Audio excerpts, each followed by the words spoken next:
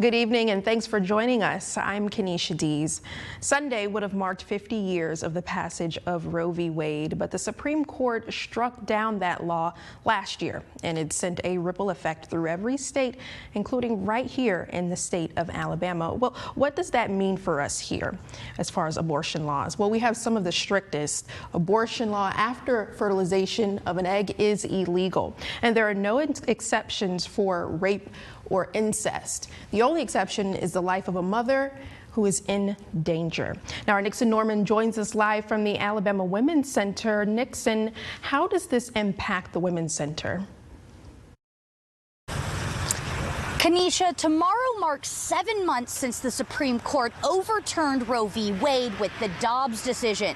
And even more recently, the FDA decided to roll back restrictions on remote access to abortion health care, a decision Alabama's Attorney General Steve Marshall does not agree with. Well, it'll be 7 months tomorrow that the Supreme Court handed down the Dobbs decision and abortion stopped in Alabama. So it's sort of bittersweet. We had rights to our bodies for 49 years and 5 months, and then they've taken it away. The Dobbs decision was made by the Supreme Court last year, overruling Roe v. Wade and giving individual states the full power to regulate any aspect of abortion not protected by federal law. As of right now, unless your life is in danger due to a pregnancy, access to abortion is limited in Alabama. There is no access. There are no abortion rights in Alabama.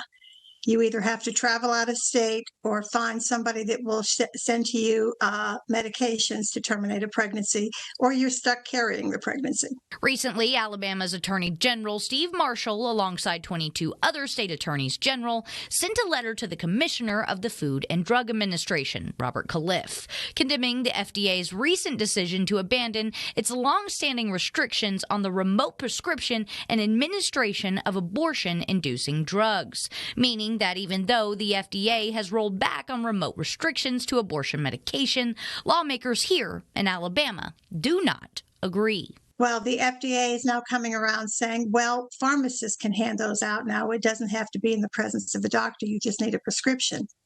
But there's no Alabama doctor that's going to write a prescription for that, so it's going to have to come from somewhere else.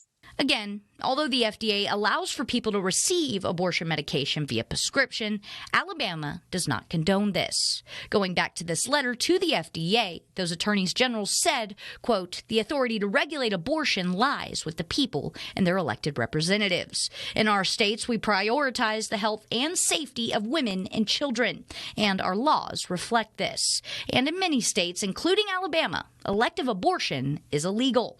Our states will not yield to the administration's radical pro-abortion policies," end quote. You can't be forced to give blood to another individual or a piece of your liver or a kidney, but they're going to force a woman to turn over her entire body to grow a human being. Now, for more information on abortion rights here in Alabama and access to abortion, head on over to fox54.com. Live in Huntsville, I'm Nixon Norman, Fox 54 News.